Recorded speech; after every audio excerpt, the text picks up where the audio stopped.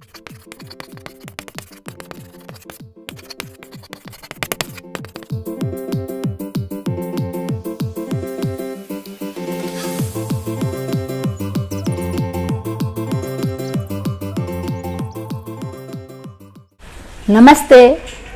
Diary. आज मैं diary विधा के बारे में आपको बताना चाहती हूँ। विधा मतलब फॉर्म ऑफ राइटिंग। अपनी अभिव्यक्ति को गद्य में लिखने का एक तरीका डायरी भी है। तो डायरी एक लिखित दस्तावेज है। हिंदी में हम इसे कहते हैं दैनंदिनी, अर्थात दैनिक नित्य प्रति की घटनाओं, प्रिय हो या अप्रिय, जिसमें हम लिखते हैं उसे हम डायरी कहते हैं। सबसे पहले हम उत्तर देते हैं कि डायरी क्यों लिखना चाहिए। तो डायरी से हमारे एक सच्चे मित्र की तलाश पूरी होती है। जो घटनाएं हम रोज देखते हैं, अमिट प्रभाव छोड़ती हैं दिल पर, खट्टी हो या मीठी, उनको हम डायरी में लिख देते हैं। तो डायरी हमारी याद का और धीरे धीरे आगे बढ़ने का एक जरिया भी होती है। हमारी एक जीवन यात्रा की कहानी भी होती है। यही बाद में आत्मकथा का रूप ले लेती है। डायरी में प्रसिद्ध और महान व्यक्ति अपने दस्तावेज, अपने महत्वपूर्ण घटनाएं लिखते हैं। इतिहासकारों का इतिहास डायरी बन जाती है। तो डायरी लिखने से अनेक लाभ होते हैं। जर्मन एक लड़की जिसको आप शायद सब जानते हो, diary of a young girl, Anne Frank, जिसने जर्मन इतिहास को अपनी डायरी में बखूबी उकेरा है। 1942 जब यहूदियों पर बहुत अत्याचार हुए, तब इस 13 साल की बालिका ने डायरी लिखी 1942 से 1944 तक। बाद में ये खुद उसी यातना का शिकार हो गई। तो इसकी डायरी एक इतिहास का सबसे ज़्यादा बड़ा दस्तावेज बन गई, जिस पर ढेरों पिक्चरें, ढेरों साहित्य का सृजन हुआ और जिससे हम जान पाए कि उन यहूदियों पर कितना अत्याचार हुआ।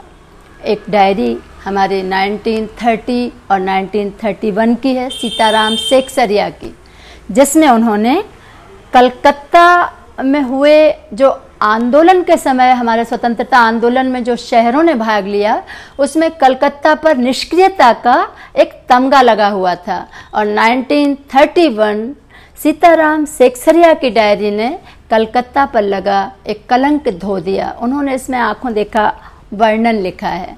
तो मैं तो अपने पिता को डायरी लिखते हुए देखती रही, मेरी बेटी मुझे डायरी लिख के लिखती रही। तो उसकी डायरी का एक प्रसंग मुझे याद आ रहा, जो उसने 12th क्लास में, कक्षा 12वीं में लिखा था कि अब मुझे कोई समझाता नहीं है प्यार से, कोई मुझे ये नहीं बताता कि मुझे क्या करना चाहिए। सब बोल देते हैं अब तुम बड़ी हो गई हो, अब तुम बड़ी हो गई हो, अब तुम्हें अपना रास्ता खुद ही तय करना है। मुझे मन होता है कि कोई प्यार से समझाए। तो ये डायरी के कुछ अंश थे उसके, जिसने मेरी आँखों को नम कर दिया। तो मुझे समझ में आया कि डायरी एक महत्वपूर्ण विधा है, लेकिन कोई भी विधा का दुरुपयोग हम नहीं कर सकते। लिखने, ध्यान देने योग्य बातें क्या हैं डायरी में, कि सबसे पहले हमें दिनांक, समय ज़रूर लिखना चाहिए, जिससे बाद में हमें पता लगे कि ये कब लिखा हुआ है। दूसरा, सोने से पूर्व अगर हम डायरी लिखते हैं तो दिन भर का घटनाक्रम हमारे आँखों के समक्ष होता है। तीसरा, अंत में हस्ताक्षर करना चाहिए, क्योंकि एक व्यक्तिगत दस्तावेज है।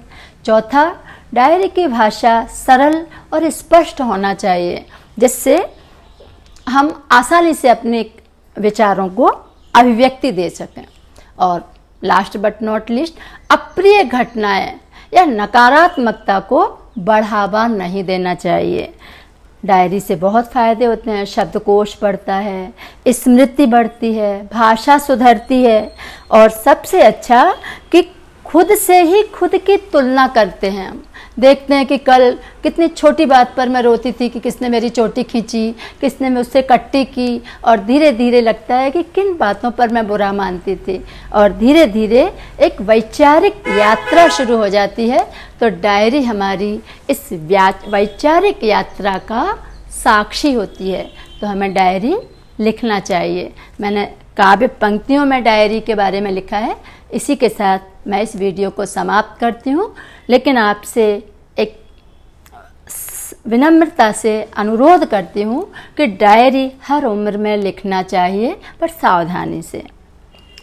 कभी हंसाती, कभी रुलाती, खट्टी मीठी बातें बताती, कब किसने खींची चोटी, कब किसने मुझे रुलाया, क्या हुआ दिन भर में ये दैनंदिनी ने हमें बताया, कब हो गई मैं बड़ी, कब किस बात पर लड़ी, वो कौन था जिसने आकर हौले से समझाया, ये डायरी ने बताया, क्या हुआ सन 60 में, किस ख्वाब ने हंसाया, बनता है इतिहास कैसे, ये डायरी ने बताया। बनी अच्छी सखी हमारी, बनी सच्ची सखी हमारी, जब हुई कभी मैं तन्हा, तो याद आई तुम्हारी, ये डायरी ने बताया, ये डायरी ने बताया। धन्यवाद। अगर ऐसे ही रचनात्मकता से भरे वीडियो देखना चाहते हैं तो अलका जैन की हिंदी क्लास को सब्सक्राइब कीजिए, शेयर कीजिए।